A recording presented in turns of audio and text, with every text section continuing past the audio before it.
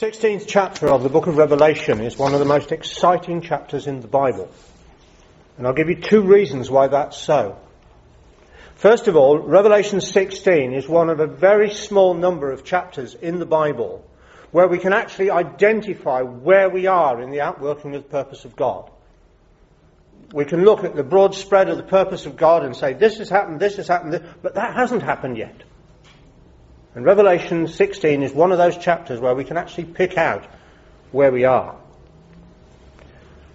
The other thing is that Revelation 16 is one of another very small group of chapters in the Scriptures where we can identify at what point in the outworking of the purpose of God the Lord Jesus Christ returns. You can draw a red line between two verses, or maybe in the middle of a verse, and say, that's where the Lord returns.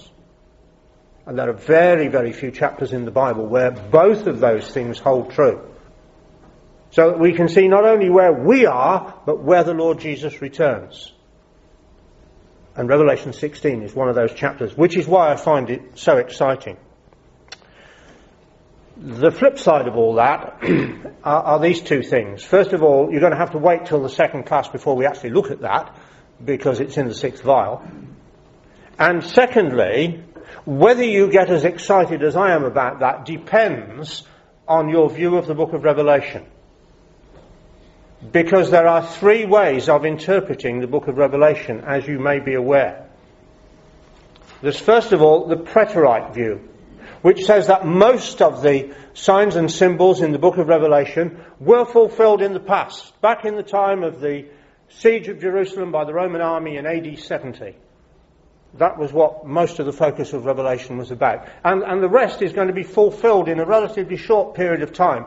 3.5 years, or maybe it's 7 years, depending on who you read, right at the time of the end, just about the time of the coming of the Lord Jesus Christ. That's the preterite view. The futurist view says that only a very small part of the book of Revelation has already been fulfilled. First 4 seals, probably, in chapter 6. And all of the rest of it is going to be fulfilled in a short period of time, 3.5 years, or maybe 7, depending on who you read, right at the time of the end, just before the Lord Jesus Christ returns. And then there's the continuous historic view, which says that the book of Revelation has been being fulfilled from almost the very time that it was written, almost before the ink was dry on the parchment, right down to our own day and beyond. I'm working on a chart which isn't ready for publication yet, sadly, but a chart that shows every year from AD 96 to 2016. And in every single calendar year on that chart, some part of the book of Revelation is being fulfilled. There is not a single gap of a year. It is continuous and it's historic. Now, the next thing we want to notice is that those three views of the book of Revelation, the preterite, the futurist, and the continuous historic, are all to be found in the pages of the Bible. So let's turn to the second letter that the Apostle Paul was inspired to write to Timothy, and chapter 2, and see that there were members in the ecclesia in Ephesus who held a preterite view of prophecy. Not a preterite view of Revelation, because Revelation hadn't been written then, but a preterite view of prophecy. And not only do we see this, but we also see what God thinks of these views. So, 2 Timothy chapter 2, verse 16. But shun profane and vain babblings, for they will increase unto more ungodliness, and their word will eateth doth a canker, of whom is Hymenaeus and Philetus, who concerning the truth have erred, saying that the resurrection is past already, and overthrow the faith of some. Now, just look at the detail in those verses. The teaching of these individuals, Hymenaeus and Philetus, leads to ungodliness. Wrong doctrine always results in wrong walk. And the right understanding of when the resurrection happens is part of the truth. Because the apostle says, who concerning the truth have erred, saying that the resurrection is past already.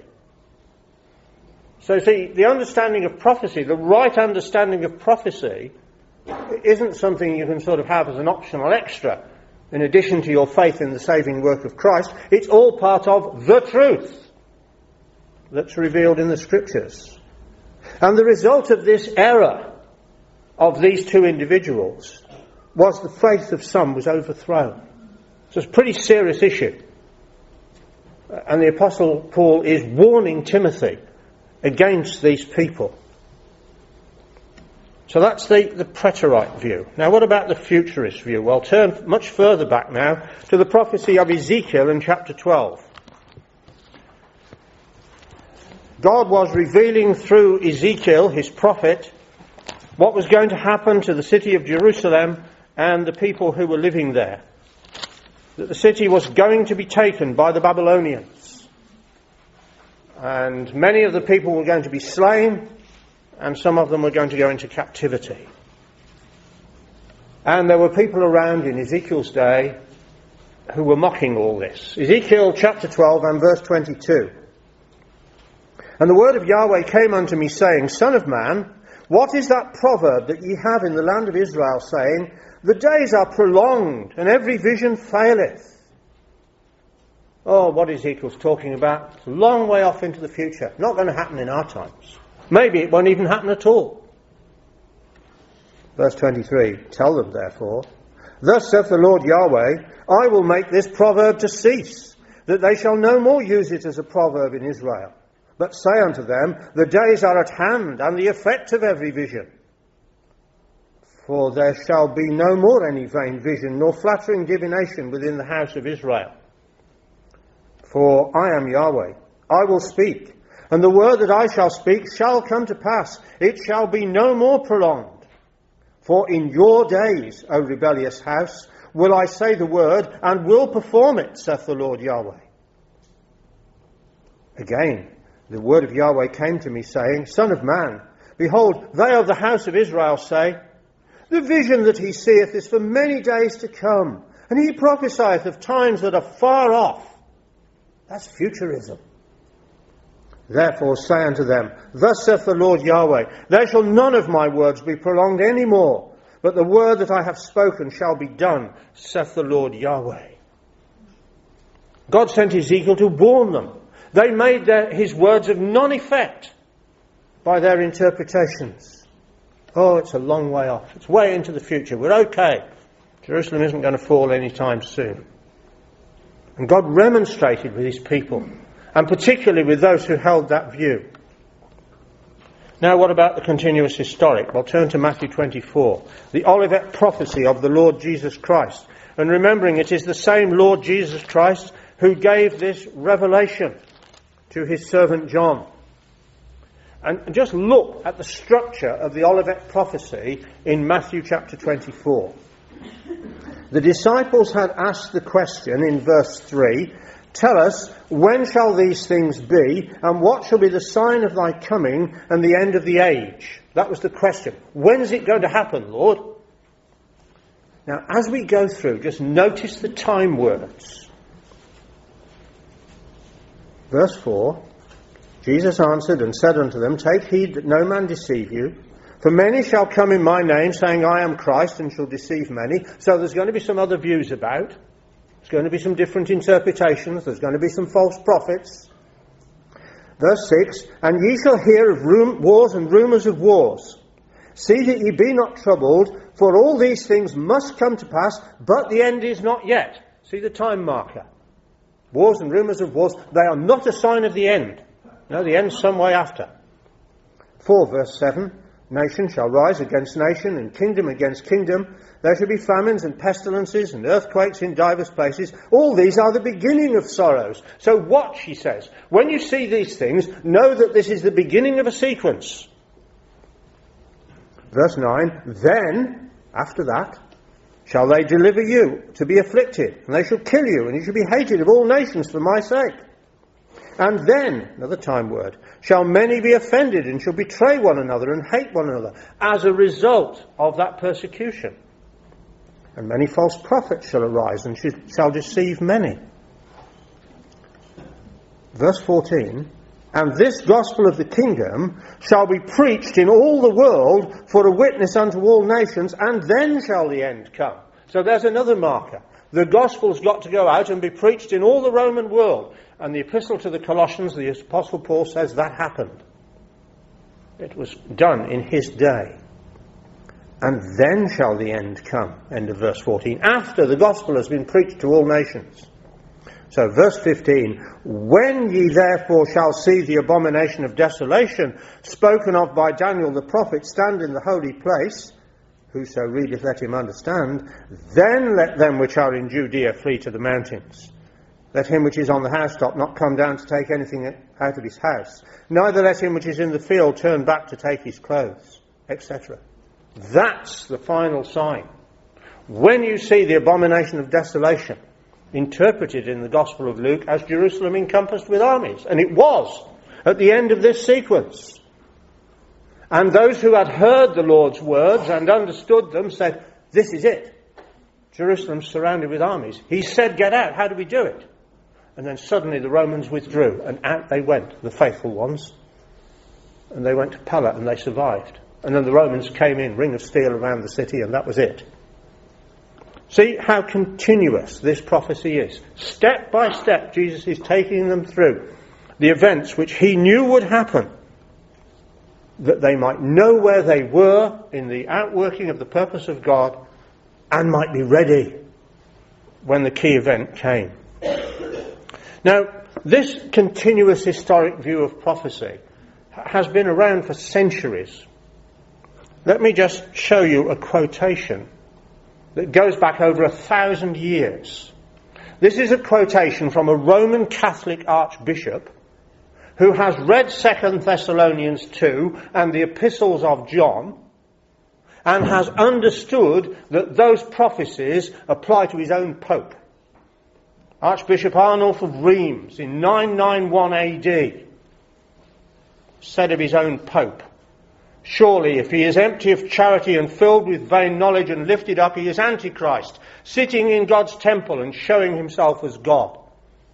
Quoting there from the epistles of John and 2 Thessalonians 2. He understood those prophecies and correctly applied them back in 991 AD. Now, the Reformation, which took place after the dark Middle Ages, revived interest in the Bible. And Protestants started to study the Bible and see that these prophecies indeed were about the papal system, the Roman Catholic system. And then the Counter-Reformation took place, and the papacy tried to counter what had happened in the Reformation. And so his Jesuits started writing expositions of the book of Revelation. And in 1603, the Jesuit Alcazar wrote a book which was called Investigation of the Ancient Sense of the Apocalypse, which was a Preterite view of Revelation and pointed everything into the past. And in 1585, the Jesuit Ribera published his commentary on Revelation, which was a futurist view and pointed everything forward to the future. The attempt was to, as it were, throw the Protestants off the scent, to point them in other directions. I'm going to show you a couple of cartoons which come out of Brother Ron Abel's book on 2 Thessalonians chapter 2, which illustrate this. So here's the pure river of water of life, and it's being contaminated by these Jesuits throwing their expositions of Revelation into the stream and muddying the waters. And you've got all these Protestants down here who are pulling them out and reading them and saying, oh, this is good stuff, and then teaching their scholars. Whereas other Protestants are saying, no, all this futurism's wrong, or all these Preterite ideas are wrong. And the lists are there. If you get Brother Ron's book, you can see which of these scholars were sound in taking a continuous historic view, which were futurists, and which are Preterites. And here's the other one. So here's all the Protestants, Bishop Eliot, there's Wycliffe there, and Tyndall, and Sir Isaac Newton, all firing their cannon at the Pope, Revelation 13, 2 Thessalonians 2, the prophecies of Daniel. And the Jesuits are saying, no. Here's the Antichrist, way back in pagan Rome, fire behind. And this other lot of Jesuits are saying, no, fire higher. There's the Antichrist. He's way into the future. They're trying to divert the fire away from the Pope. And sadly, those views have come into Christadelphia. And I'm going to put on the screen now 2 quotations taken from 2 books on the book of Revelation, written by Christadelphians, specifically about our subject tonight, Revelation 16. Here's the first one. This is the Preterite view. Biblical exposition of the 7 vials is extremely difficult, partly because their final fulfillment appears to be still in the future. See how vague the language is. But he doesn't know what the vials are about, because he thinks they're in the future. And here's the futurist one. As to the interpretation of these signs, the uncertainty in connection with the still future trumpets, because he believes the trumpets haven't been fulfilled yet, is yet more a factor here. So we don't know what the trumpets are. We haven't got a clue what the vials are going to be about. So if I took the Preterite view or the futurist view and was standing here this afternoon, I really wouldn't have anything to say to you. But I don't. I take the continuous historic view. That we have first of all the seals, which are judgment on pagan Rome from the time of the writing of the Apocalypse, AD 96, to AD 324, when the last pagan emperor was overthrown. Then the trumpets, judgment on Christian Rome, AD 395 to AD 1685. And then the vials, judgment on the Holy Roman Empire, which is our subject tonight. The first 5 vials particularly, and then we shall go on obviously later in the second talk to the 6th and the 7th. Now, if you look at the whole overall structure of Revelation, there are just no gaps. It is continuous. You can see the 7th seal going on there, and the 7th trumpet going on. There are no gaps. So let's turn to Revelation 16. Well, actually 15 and 16, because 15 is the introduction to chapter 16. And let's just take an overview of these chapters. Before we start getting into the detail about what this vision is about, let's just have a look at the language. So, Revelation 16, verse 9. Men were scorched with great heat and blasphemed the name of God, which had power over these plagues, it says. There are plagues here. Revelation 16 and verse 4. And the third angel poured out his vial upon the rivers and fountains of waters, and they became blood. So what rivers turned into blood? Revelation 16 and verse 13. I saw 3 unclean spirits like frogs. So we got frogs around. Verse 2. There fell a noisome and grievous sore upon men. Verse 21. There fell upon men a great hail out of heaven. Verse 10. The 5th angel poured out his vial upon the throne of the beast, as we shall see in a minute, and his kingdom was full of darkness. So 16 verse 10 again, there's the throne. It is thronos in the Greek, the throne of the beast. And 16 verse 12. The 6th angel poured out his vial upon the great river Euphrates, and the water thereof was dried up. And finally, back in chapter 15 and verse 3, we've got people singing the song of Moses. So when you just look at those 9 words and phrases on the screen, where do they take you back to? Well, they take us back to the Exodus and the plagues which God brought upon Egypt, and Israel going out and crossing through the Red Sea, and on the other side singing the song of Moses. So why is Revelation 15 and 16 pulling all this language out of the early chapters of Exodus? What's going on? Well, what was going on in those early chapters of Exodus? God was pouring out his judgments upon Pharaoh's Egypt, on the political religious power, because the plagues, remember, were against all the gods of Egypt, the political religious power which was persecuting God's people, the nation of Egypt. So then we would expect, because Revelation by the Spirit draws all that language out of that context, we should expect a parallelism. And there is indeed one. Because Revelation 16 is about the judgments of God poured out on a political religious power or powers which were persecuting God's people. And we're going to see in the first part the Catholic Holy Roman Empire, and in the second part the Muslim Ottoman Empire, which are judged by God. So there's our first bit of background. That's what's going on. And this is, of course, the third series of 7 judgments. We've got the seals in chapter 6, the trumpets in chapters 8 and 9, and now the vials in chapter 16.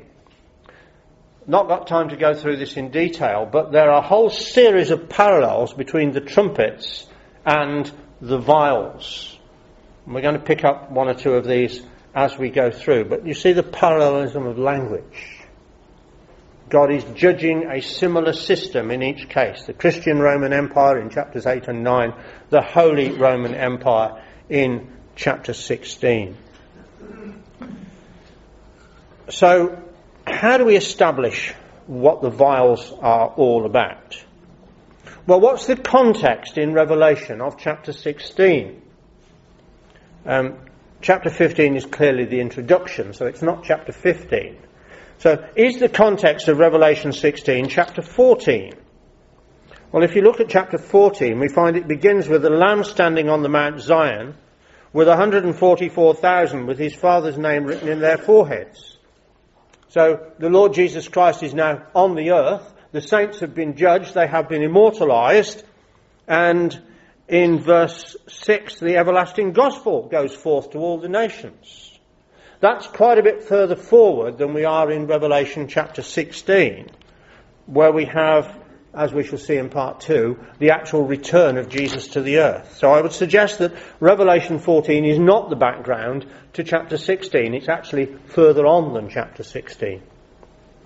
So we go back to Revelation chapter 13. Verse 1, I stood upon the sand of the sea and saw a beast rise up out of the sea. There's a clue. Because we've got a beast in Revelation 16 verse 10, and we've got a beast in Revelation 16 verse 13, which we shall come to in a bit. So here's a beast rising up out of the sea. He's got 7 heads and 10 horns, 10 crowns, names of blasphemy, and he's a composite beast of all the bits and pieces of the 4 beasts of Daniel chapter 7.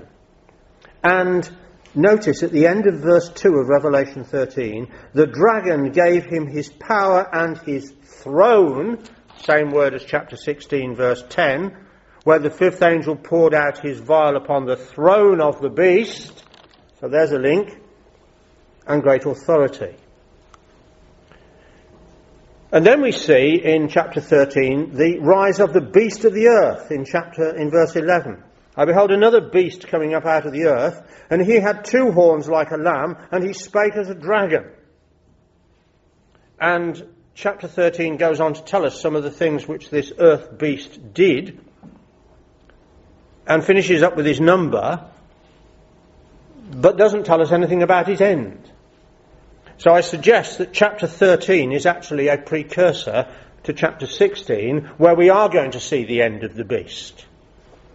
This is where he starts. So, Revelation 13, we've got the rise of the sea beast, the persecution of the saints there in verse 7, and then we've got the rise of the earth beast. It tells us about the mark of the beast and his number, and that's where it stops. So, it would be reasonable, I suggest, to assume that Revelation 13 stops there, and then Revelation 16 picks up, because we have the throne of the beast affected in the 5th vial. Chapter 12 is clearly about an earlier time. It's about the rise of, first of all, the pagan Roman dragon, and then the Christian Roman dragon, which followed on from him.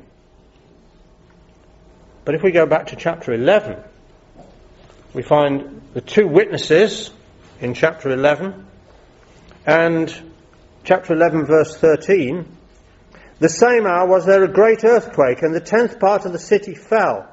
And in the earthquake was slain of men 7,000, and the remnant were affrighted, and gave glory to the God of heaven.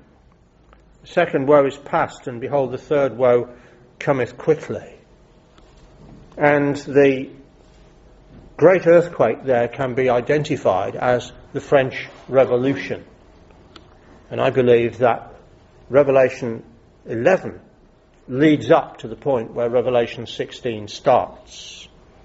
Because the French Revolution was the great catalyst which led to the end of the Holy Roman Empire after 1,000 years. And it's the last event that's recorded under the sixth trumpet. And then when we come to Revelation 16, we get the outpouring of the vials, bearing in mind that the seventh trumpet, as we saw on the earlier chart, just continues on. So then, Revelation chapter 16 and verse 1. "I heard a great voice out of the temple saying to the seven angels, Go your ways and pour out the vials of the wrath of God upon the earth. And the first went and poured out his vial upon the earth, and there fell a noisome and grievous sore upon the men which had the mark of the beast." That's a link back to Revelation 13, because that's where we saw the mark of the beast appear. "And upon them which worshipped his image." And the image is a link back to Revelation 13, because the earth beast created an image and caused men to worship it. So we've got some clear links of language back to our foundation chapters in Revelation 13 and Revelation 11. So, what was the state of affairs in France at the end of the 18th century? Well, France was divided into three groups, which were called the first, second and third estates. The first estate was simply and solely the Roman Catholic clergy. There were hundreds and hundreds and hundreds of them. They made up 0.5% of the population of France. They lived in incredible riches, and they paid no taxes. The second estate was the nobility and the artisans, what we might call the upper and middle classes today. The nobility, they also paid no taxes, 1.5% of the population. The third estate, the merchants, the artisans, the peasants, 98% of the population, paid half their income in taxes to maintain the government and the nobility and the Roman Catholic clergy in the positions they were accustomed to. And the third estate didn't like this. But when the Estates General were called together, all three of them, the first and second ones could outvote the third. Although they were a tiny percentage of the number of the population, they had 2 votes for 1. So they always outvoted the third estate. And humanism began to rise in the third estate. They began to question the divine right of kings to rule and the church to say what was right and what was wrong. And eventually, the people revolted. The people of the third estate revolted against the first and second estates. 1789, with the cry, "Liberty, equality and fraternity," which you can see on the great buildings in France. And the Catholic Church and the government of France were overthrown. The leader of the revolution was Maximilien Robespierre, and there was a Frenchman called Monsieur Guillotine, who invented a very handy device for cutting people's heads off. And tens of thousands were killed in what was called the Reign of Terror, including most of the Catholic clergy. There fell a noisome and grievous sore, says Revelation 16 verse 1, upon the men which had the mark of the beast and them which worshipped his image, those who were involved with Catholicism. And the revolutionaries went to, that's the siege of the Bastille, incidentally, the bottom picture, which is where they got a lot of guns and ammunition from and were able to prosecute their revolution further. But the zeal of the revolutionaries went to this point that that's a photograph of part of the facade of Notre Dame Cathedral in Paris. And across the front of Notre Dame, there are all these statues of kings. Now, they're supposed to be the kings of Judah who are in the line of the Lord Jesus Christ. But you notice this one here is holding a cross, which doesn't quite sit comfortably with the King of Judah. But the revolutionaries believed that they were kings of France, so they chopped the heads off all of the statues. because they didn't think it was right for a man to wear a crown on his head. They were absolutely against monarchy and royalty. And after the revolution, of course, eventually statues were restored. But that was the sort of extent that they went to. And they turned Notre Dame into a corn store.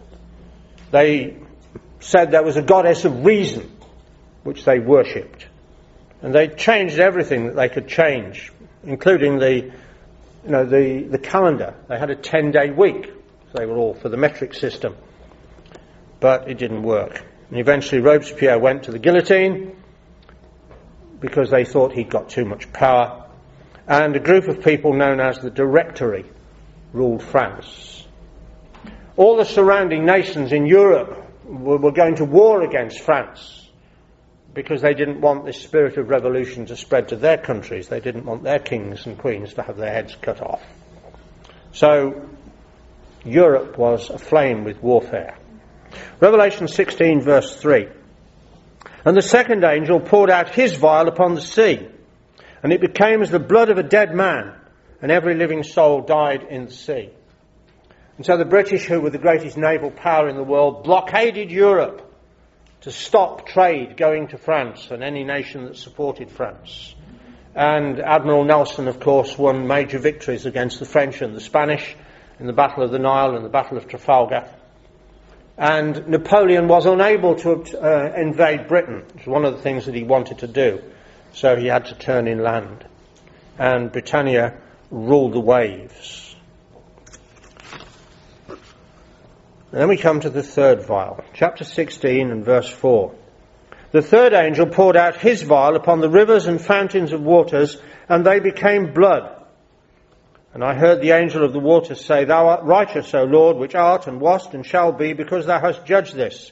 For they have shed the blood of saints and prophets, and thou hast given them blood to drink, for they are worthy. Just turn back to Revelation 13 and verse 7.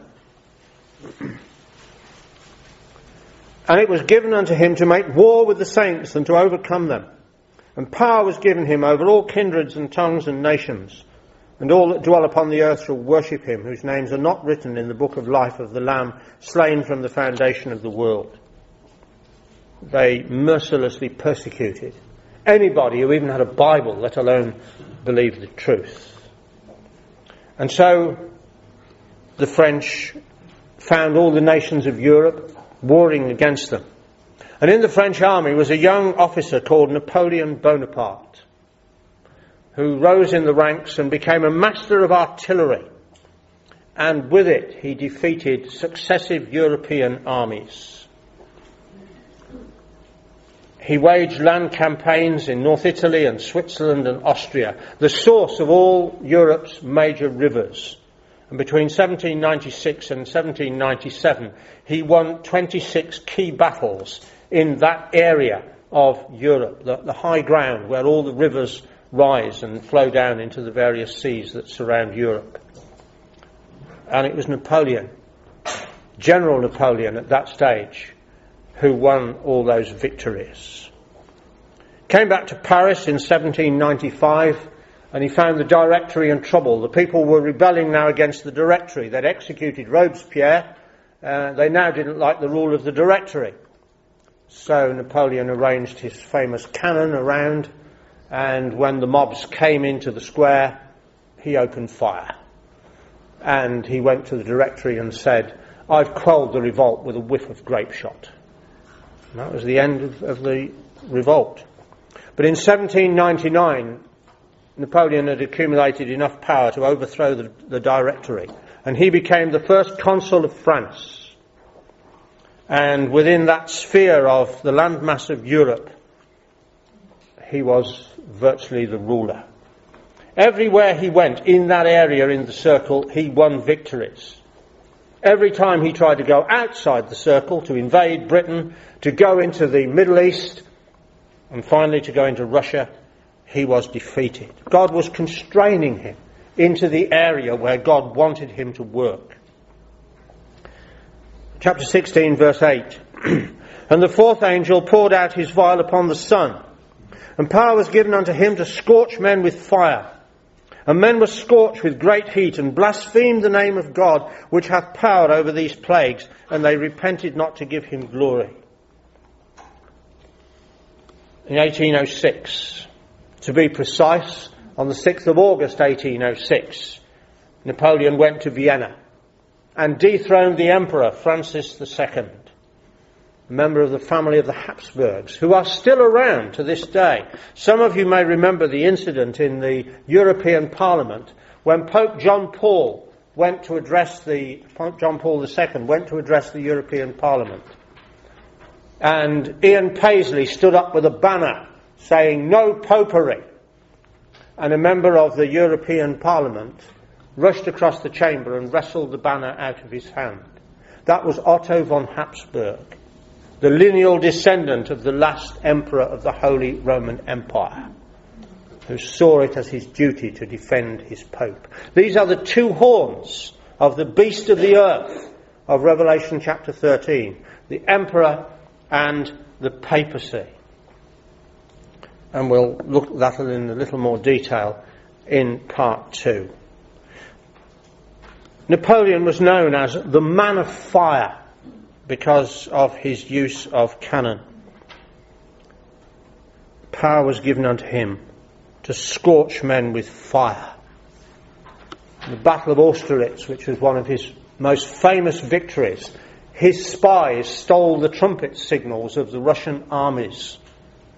And Napoleon in the morning mist arraigned his cannon and then got the French trumpeters to blow the Russian signals and lure the Russian army forward. And they came forward rank after rank, straight into the line of fire of his cannon, and were cut down. He was indeed the man of fire. And by 1808 he was the emperor of virtually all of Europe. But there was one horn of the beast left. He'd overthrown the imperial horn, but there was still the papal horn. Verse 10, "And the fifth angel poured out his vial upon the throne of the beast, and his kingdom was full of darkness, and they gnawed their tongues for pain, and blasphemed the God of heaven because of their pains and their sores, and repented not of their deeds." So Napoleon went to Italy, and he took Pope Pius VI prisoner and jailed him in France. And there in the top picture is the Pope and his minions pleading with Napoleon to spare them. And Napoleon wouldn't.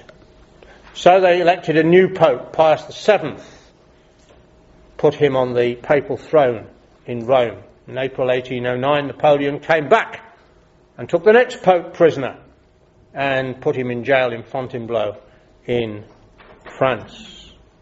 And the Roman state was abolished. The Pope was banished from Rome.